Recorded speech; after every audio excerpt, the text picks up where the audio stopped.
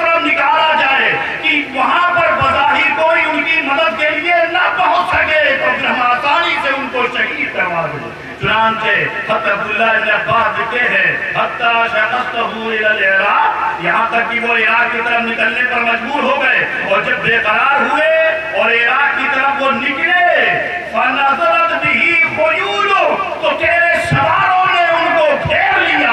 اور کیوں گھیر لیا؟ عداوۃ منک للہ ولرسول ولأہل بیتی، اس عداوت کی بنیاد پر جو تجھ کو اللہ کے ساتھ ہے، اللہ کے رسول کے ساتھ ہے اور اہل بیت کے ساتھ ہے۔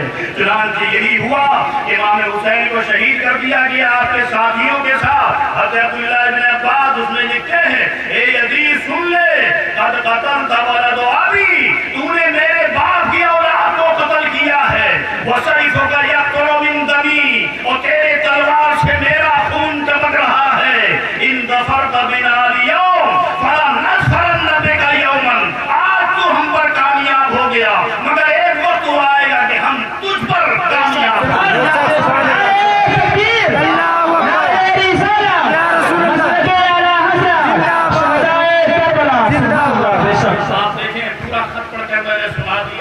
ابن اسیر نے الکامل کے اندر جلد 4 میں یہ نقل کیا ہے۔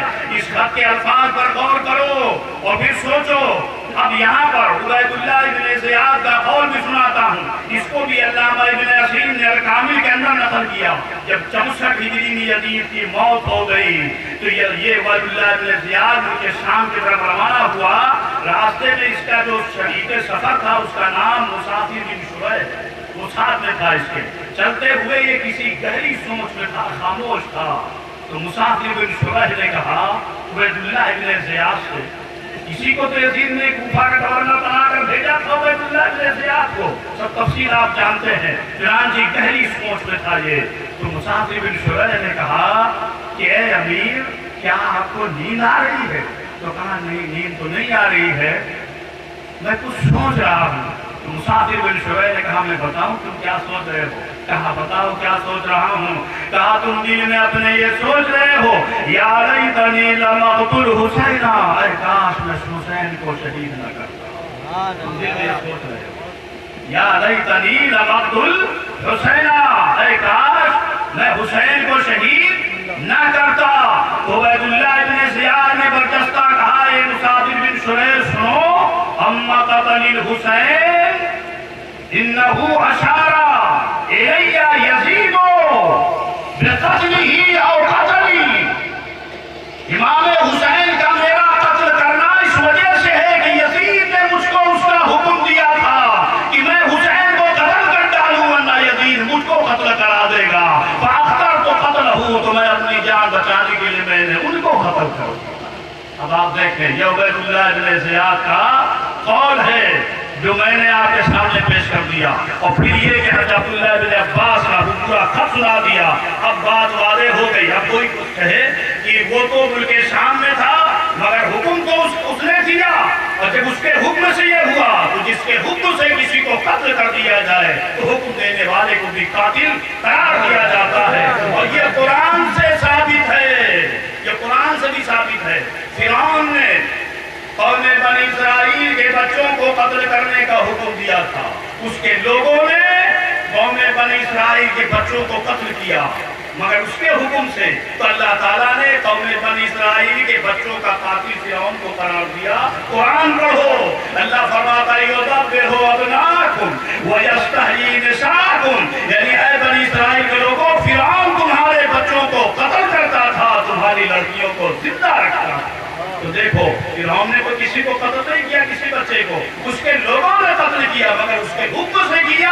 اس لیے بنیاد پر جو ہے فرعون کو جو ہے رب تبارک و تعالیٰ نے قوم بنی اسرائیل کے بچوں کا قاتل قرار دیا۔ معلوم یہ ہوا جس کے حکم سے اگر قتل کر دیا جائے تو حکم دینے والے کو بھی قاتل قرار دیا جائے گا۔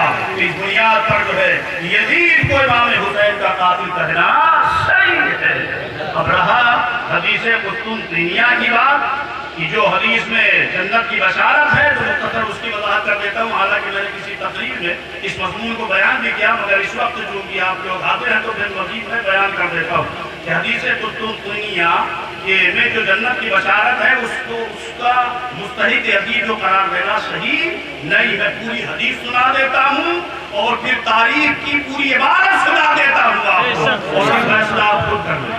وہ حدیث بخاری شریف میں کیا پوری میں پڑھ کے سناتا ہوں آپ کو۔ بخاری شریف کے اندر حضرت عمیر بن اسود عنسی سے ایک حدیث پر بھی ہے، وہ حضرت ام حرام بنت ملحان سے روایت کرتے ہیں، اور یہ حضرت ام حرام بنت ملحان یہ حضرت انس صحابی کی خالہ ہے، اور یہ صحابی ہے عبادہ بن صامت ان کے نکاح میں تھی، تو ام حرام بنت ملحان نے حضرت عمیر بن اسود عنسی سے بیان کیا۔ کیا بیان کیا کہ اللہ کے رسول صلی اللہ تعالیٰ علیہ وسلم نے اس مرتبہ ارشاد فرمایا، اول جیش من امتی یغزون البحر قد اوجبوا، میری امت کا پہلا لشکر جو سمندری غزوہ کرے گا وہ اس جنت کا مستحق ہو گیا۔ تو حضرت نے حرام بنت ملحان نے عرض کیا انا فیہم یا رسول اللہ، اللہ کے رسول کیا میں بھی ان میں سے ہوں؟ تو حضور نے فرمایا انت فیہم، تم بھی ان میں سے ہو۔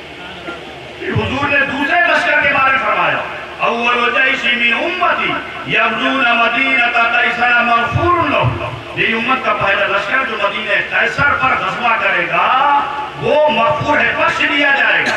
حضرت ام حرام بنت ملحان نے عرض کیا انا فیہ یا رسول اللہ، اللہ کے رسول کیا میں بھی اس لشکر میں ہوں؟ حضور نے فرمایا لا، تم ان میں نہیں ہو۔ اب دیکھو دو لشکروں کی جنتی ہونے کی بشارت حضور نے دی، دو لشکروں، ایک وہ جو سمندری غزوہ کرے گا اس کے لیے، دوسرا جو مدینہ قیصر پر غزوہ کرے گا اس کے لیے۔ یہ دوسرے والے لشکر کے لیے جو بشارت ہے اس کو یہ جو ہے یزید پر لوگ پھر کرتے ہیں اور کہتے ہیں سب سے پہلا لشکر جس نے مدینہ قیصر کا غزوہ کیا اس لشکر کا سپہ سالار یزید تھا، لہذا اس نے جو کچھ بھی برا کام کیا مگر وہ جو ہے اس حدیث کے مطابق جنتی ہے، مغفور ہے۔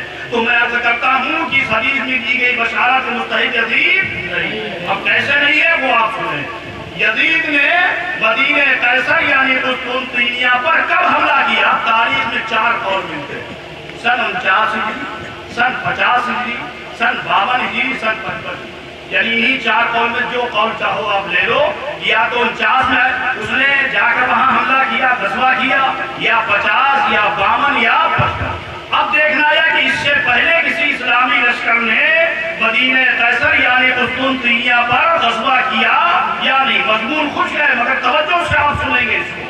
تو اب دیکھ اس سے پہلے کسی اسلامی لشکر نے غزوہ کیا یا نہیں کیا، تو اب اس کے تعلق سے تاریخ کی مستند کتاب ہے البدایہ والنہایہ، علامہ ابن کثیر اس کے اندر سن 32 ہجری کے بارے میں لکھتے ہیں، غزا معاویہ بلاد الروم حتی بلغ المضیق مضیق قسطنطنیہ، لکھتے ہیں کہ سن 32 ہجری میں حضرت امیر معاویہ نے بلاد روم میں غزوہ کیا اور وہ قسطنطنیہ کے گھاٹی تک پہنچ گئے۔ یہ البدایہ نہایت جلد 7 میں یہ نقل کیا۔ پھر سن 43 ہجری کے بارے میں لکھتے ہیں کہ غزا بسر بن عرطاب بلاد الروم حتی بلغ مدینہ قسطنطنیہ، حضرت بسر بن عرطاب صحابی نے بلاد روم میں غزوہ کیا، سن 43 ہجری میں یہاں تک کہ قسطنطنیہ تک پہنچ گئے۔ یہ 2 بات ہو گئی۔ تیسرا دیکھر سن 44 اور 46 ہجری کے بارے میں لکھتے ہیں، غزا عبد الرحمن ابن خالد ابن ولید بلاد روم، حضرت عبد الرحمن بن خالد ابن ولید نے بلاد روم میں غزوہ کیا 44 اور 46 ہجری میں۔ یہ کہاں تک پہنچے؟ تو ابو داؤد کی حدیث سناتا ہوں، ابو داؤد شریف حدیث کی مستند کتاب ہے، اس کا باب وَلَا تُلْقُوا بِأَيْدِيكُمْ إِلَى التَّهْلُكَةِ، اس باب کی تحت یہ حدیث پاک آئی ہے، اور اس میں حدیث کیا ہے؟ حضرت ابو عمران سے یہ حدیث مروی ہے، اور اس کے اندر کیا ہے کہ وہ روایت کرتے ہیں، بیان کرتے ہیں کہ غزونا من المدینہ نرید القسطنطنیہ، ہم مدینہ سے قسطنطنیہ غزوہ کے لیے نکلے اور وہاں پہنچ گئے، جا کر کے جو ہے اس شہر کا محاصرہ کر لیا قلعے کا، اور وعلی الجماعت عبد الرحمن ابن خالد ابن الولید، اور ہمارے لشکر کے سپہ سالار حضرت عبد الرحمن بن خالد ابن ولید تھے، الرومیو ملشقو ظہورہم نہایت المدینہ، اور رومی شہر پناہ سے اپنی پیٹھ کو چپکائے ہوئے مقابلہ کر رہے تھے۔ اب آپ دیکھیں یہ جا کر کے وہاں پر لشکر پہنچ گیا، یہ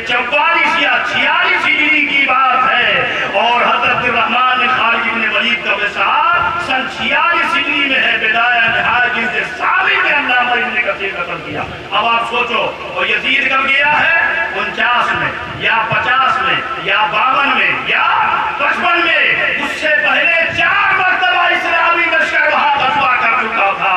چنانچہ 32 ہجری، پھر 43 ہجری، پھر 44 ہجری، پھر 46 ہجری۔ اب ان چاروں میں سے جس کو چاہو پہلا مان لو، یزید کا حملہ 5واں حملہ ہے۔ اتنے افسوس کی بات ہے، اتنی حقیقت واضح ہونے کے بعد بھی لوگ اس کی حمایت کی بات کرتے ہیں۔ ارے حدیث میں دی گئی بشارت کا مستحق اگر ہے کوئی لشکر تو وہ لشکر ہے جس کے سپہ سالار حضرت عبد الرحمن بن خالد بن ولید تھے، کہ جا کر قلعے کا محاصرہ کر لیا اور وہاں پر غزوہ فرمایا۔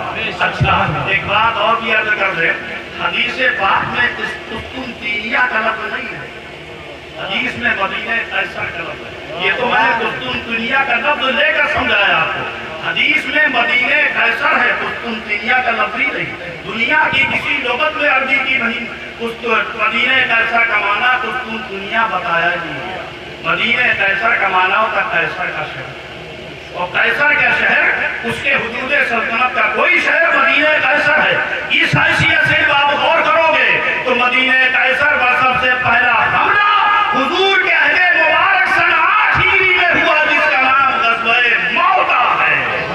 اور اگر پھر کہیں نہیں، ہم جو ہے یہاں پر مدینہ قیصر سے قیصر کا دارالسلطنت مراد لیتے ہیں، تو جس وقت حضور نے پیشین گوئی کی تھی قیصر کا دارالسلطنت ہمس تھا، قسطنطنیہ تھا ہی نہیں۔ اور ہمس سن 15 یا 16 ہجری میں فاروق اعظم کے عہد مبارک میں فتح ہوا، اور جس لشکر نے فتح کیا اس کے سپہ سالار حضرت ابو عبیدہ بن الجراح تھے، حضرت خالد بن ولید تھے۔ باقی ہو گئی یہ تو حدیث اور تاریخ کو ملا کر میں نے بیان کیا، تو ثابت ہوا حضرت عبد الرحمن بن خالد بن ولید حدیث میں دی گئی بشارت کے مستحق ان کے ساتھی۔ مگر صرف حدیث کو سامنے رکھ کر غور کرو، صرف حدیث تو بخاری شریف میں یہ حدیث جو ہے حضرت عمیر بن اسود انسی والی، یہی حدیث کو حضرت انس نے بھی روایت کی، حضرت انس نے بھی روایت کی اپنی خالہ ام حرام بنت ملحان سے۔ وہ حدیث بھی بخاری میں ہے، حدیث ایک ہے دو نہیں ہے۔ حضرت عمیر نے مختصر روایت کیا ہے اور حضرت انس نے تھوڑا تفصیل سے روایت کیا ہے۔ آپ توجہ کے ساتھ اگر سن لیں گے تو یہ بہت کام آنے والی بات ہے جو میں آپ کے سامنے عرض کر رہا ہوں، اور اپنے موبائل میں اس میرے مضمون کو آپ محفوظ کر دیں، یہ آپ کو کبھی کام آئے گا۔ چنانچہ جو ہے اب آپ دیکھیں اور غور کریں حدیث میں، تو یہ حضرت انس نے تفصیل سے روایت کیا، وہ بھی حدیث بخاری میں ہے۔ اس میں کیا ہے کہ 2 لشکر کی بات ہے نا، 2 لشکر کی، تو 2 لشکر کے لیے یہاں پر جنت کی بشارت ہے۔ ایسے ہی حضرت انس نے جو روایت کی اپنے حرام بنت ملحان سے، دونوں لشکروں کے لیے اس بات کا ذکر ہے وہ قابل توجہ ہے، وہ یہ ہے کہ